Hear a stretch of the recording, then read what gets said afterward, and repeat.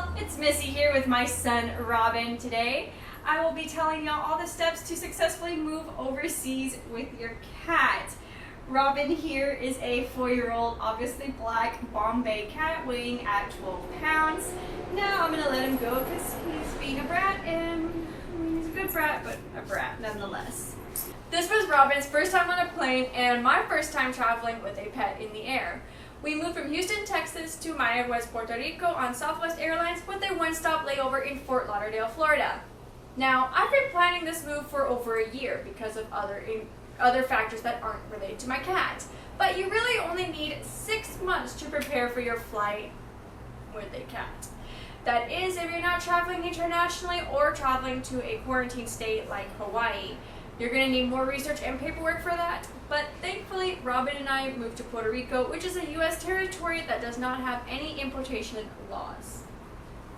To get ready for your big move, there are several things you're going to have to focus on. That's booking your flights, preparing your cat for the move, packing, navigating the airport, and then the actual flight itself, and then when you land, introducing them to your new home.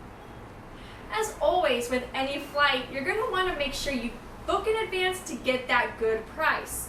Now, personally, I knew I was going to be flying Southwest Airlines from the get-go. Their other options would have been United Airlines, Delta, American Airlines, and not only do I hate these three planes, but all three of them have had some recent horror story of pets dying in their flight, and I'm just like, no, Robin is never going on that flight. I'd rather die myself than put him on that. Try to select a non-stop flight or a minimum to one-stop flight if possible. Southwest has open seating, so I made sure to pay the extra money in advance for early bird check-in just so I could make sure that I was going to board with Group A.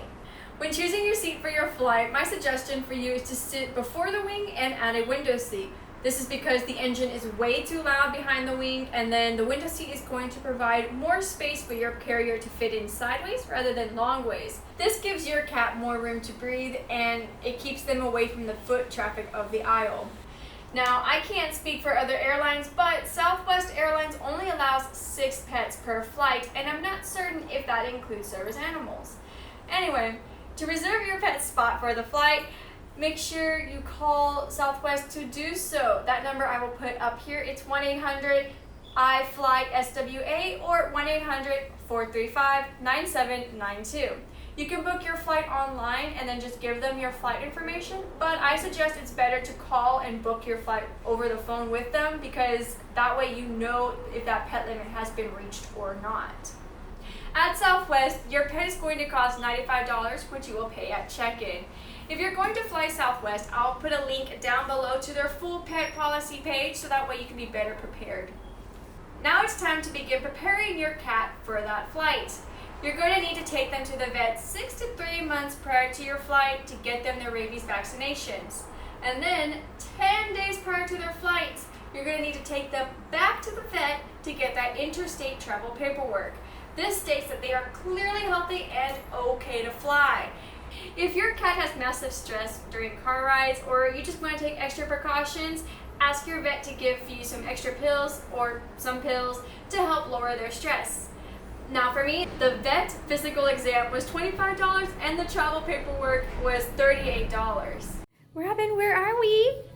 Where are we, child? We're at the vet. Why? Because we need your health certificate so you can fly. So you can fly. So they said that we need my current address, the address I'm moving to, which I don't actually have, but I have his home, his family home address, so I'm putting that, and the flight information. And that's all you need. If he's healthy, nice and ready to go. Is he ready to go, boy? Are you ready? Look at him, he's such a good boy. He's ready. He's ready. Now you're going to need to physically get your cat ready for that flight. The more time you give them to prepare, the smoother everything will be the day of your flight. You're going to need to get your cat used to a harness and leash, a carrier, loud noises, including cars and dogs barking, car rides, and their life schedule when they eat, use the toilet, and sleep. It's fine. This video is about Robin anyway.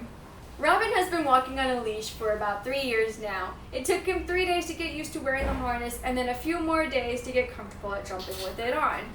When you first put it on them, they're very likely to just flop over and forget how to function. I made him forget that he was wearing a harness by playing with the laser light while he wore it. Instantly, he was up and running around. Then, I left him in the harness for a whole 3 to 4 days to gain that confidence in jumping in it. Now, walking your cat on a leash isn't necessary for the air travel, but you are going to need to put a leash on them just to prevent them from running away while going through TSA. Now, thankfully for me, Robin has always loved his carriers. To him, the carrier is his safe spot. Anytime I brought one home, he jumped right in it, went to sleep, and he always sleeps like in rotation in all of his carriers. When he leaves the house, he'll kind of stay in that carrier and then he'll get the confidence to leave it and explore. I strongly recommend everyone doing this, leaving your carrier just open 24/7 so they themselves go to sleep in it. Don't use it as punishment and don't use it just when you're going to the vet. I also recommend everyone to get a soft carrier. Most of the hard plastic ones don't actually fit under the airline seat in front of you, and the soft carrier will be more comfortable for your cat who has to spend the entirety of the flight in it. Then you should definitely get your cat adjusted to the flight in their own life schedule about a few months or at least 48 hours in advance. Now when I say that, I mean have them eat no closer than 4 hours before the time you're expected to leave the house for your flight. Make sure their normal litter use time is after your flight or between your flights, okay? And then keep in mind of time zones when you're doing that. Also, try to have them sleep during the hours that you'll be flying, so that way naturally they'll be sleepy on the plane. Now it's time to pack for your flight. On Southwest, you're allowed 2 free checked-in bags and 2 carry-on bags. One to go under the seat in front of you and one to go in the overhead bin. Your cat is going to be included as your personal carry-on item that goes in the seat in front of you. So essentially, you only get 1 carry-on item. In your carrier, have your leash ready either in the pocket or simply just tied to the handle. Keep 1 toy in there for them, and then line the bottom of the carrier with a doggy pad just in case your cat should pee, poop, or vomit during the flight. Now, I personally also always keep a roll of doggy poop bags, 2 small mini trash bags, and a pair of gloves in the pocket as well, just in case any accident should happen while I'm traveling around with him. And this time I attached his vet file to his carrier with the little clips and onto the handle. And on the day of, I included my rolled up Snuggie in between the arm loops just so it was considered part of the bag in case anyone else wants to do that. Also, I strongly suggest you using your carry-on specifically for your pet. Now, I did keep my laptop and a book inside of it, but the rest of it was all of Robin's stuff. Had all of his toys, clothes, bow ties, food bowls, favorite scratcher, etc. Most importantly, I made sure to pack and keep organized for easy access 3 disposable baking trays to use as a litter box, 2 brownie-sized ones, and 1 turkey-sized. 3 small trash bags filled with litter in them, a box of small trash bags, gloves, Clorox wipes, doggy poop bags, napkins, and doggy pads. Then I packed 3 sandwich bags of cat food and 1 with cat treats. Also, make sure to bring an empty water bottle. Now, I personally used one specifically for pets, but you can use any bottle. Just be sure to bring a disposable bowl so that way you can pour it in and they can drink water out of it. Reminder, don't bring any full water bottles and don't bring any wet food onto your carry-on. Dry food only. TSA will take them away. Now, the day of your travel. 36 hours before your flight or 24 hours if you didn't get the early bird check-in. Check into your flights. Kind of important. Don't forget to check into your flight. I actually forgot, but thankfully I still got Group A, and I don't know how. And just a reminder not to feed your cat 4 hours before the flight and administer those chill pills during that meal. So I gave him his medicine, his what we call the chill pill. It's hitting him hard. Look at him. Are you even real? Like, look how zoned out he is.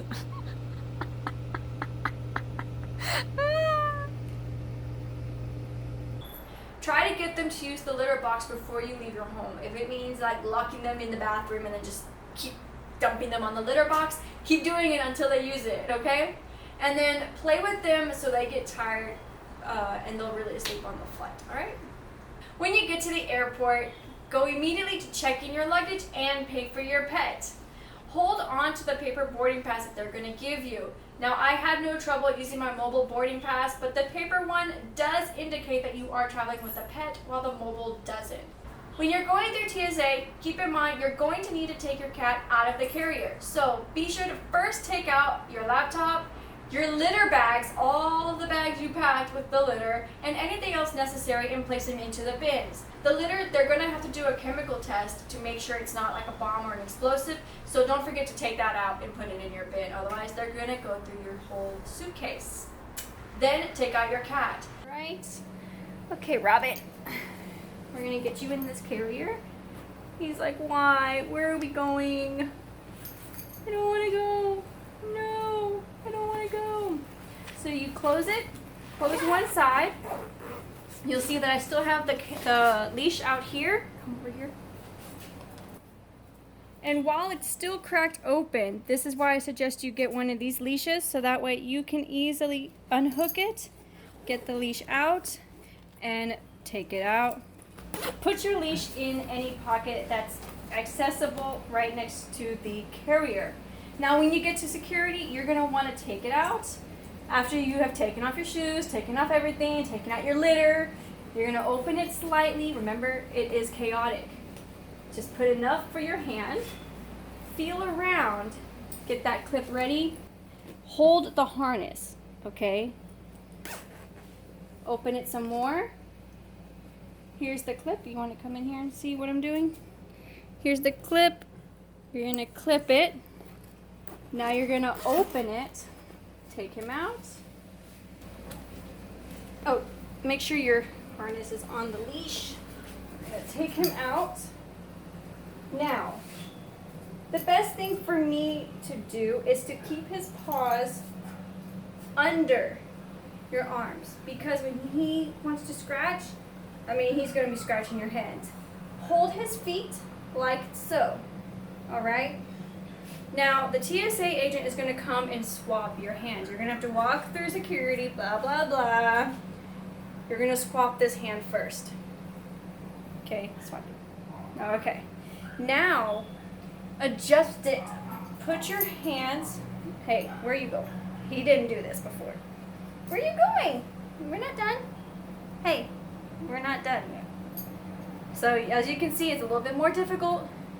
Hold him securely. Reach your paw out. Use your elbow to tuck in to his butt, so that way he is secured, okay? You're gonna swipe that hand, grab those last feet, probably don't grab his tail with it, and there you go. They're gonna give you the okay. You've got to wait for the carrier to come out of the x-ray, and then you're just going to put him back inside. Hold on. Get back in there. Come on, get back in there.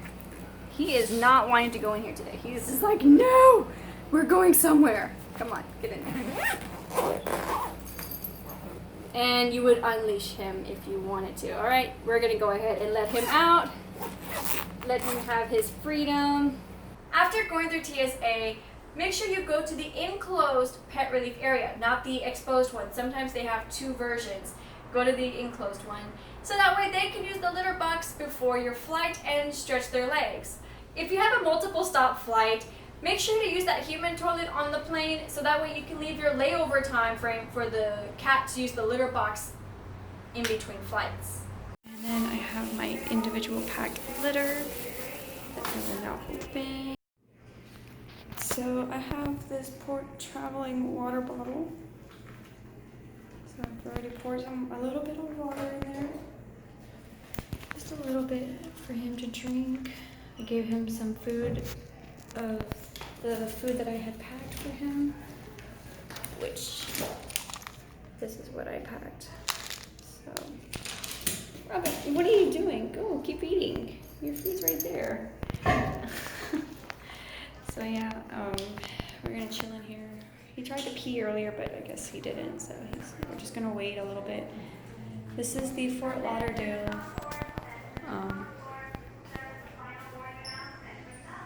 pet relief area. Cute. I got a little hot fire hydrant. I got the hose. There's no doggy bot. There's plenty of napkins. A sink.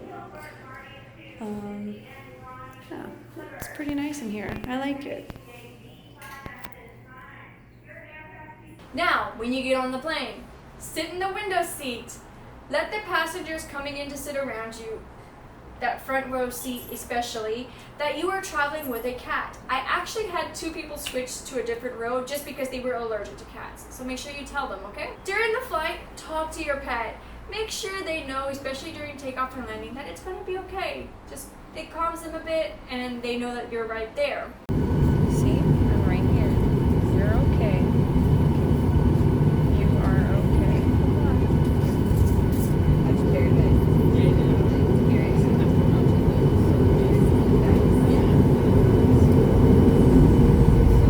Okay, boy, here we go.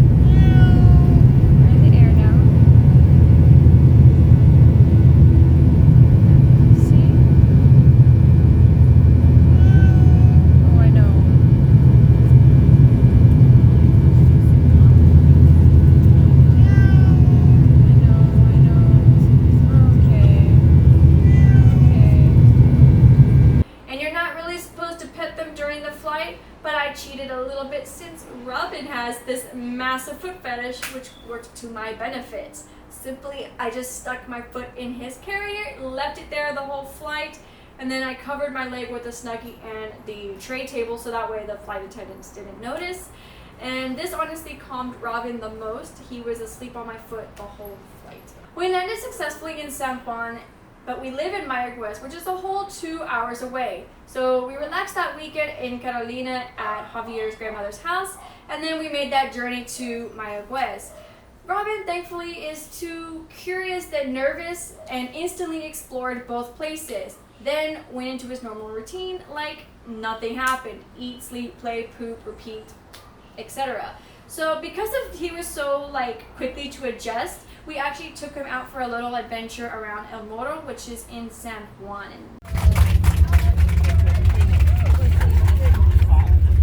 An interview, good sir. How was your first flight? Southwest Airlines, welcome to San Juan. Please remain seated with your seatbelt securely fastened. We made it. I know you carry on right where they are until we get to the gate. We made it, baby. When the captain turns off the fasten seatbelt sign, please be careful when opening the overhead bins. Items may have shifted during flight and could fall out. Now there are some things I would have done a little bit differently when traveling with Robin. When going through TSA, I would have taken the cat litter out of my bag and placed it into a separate bin, but I didn't know they were going to do that chemical test. So, hey, first time experience for everything, right? At Hobby Airport, I did forget to put a doggy pad under the litter box, so when I was cleaning it up, it took a little bit longer than expected.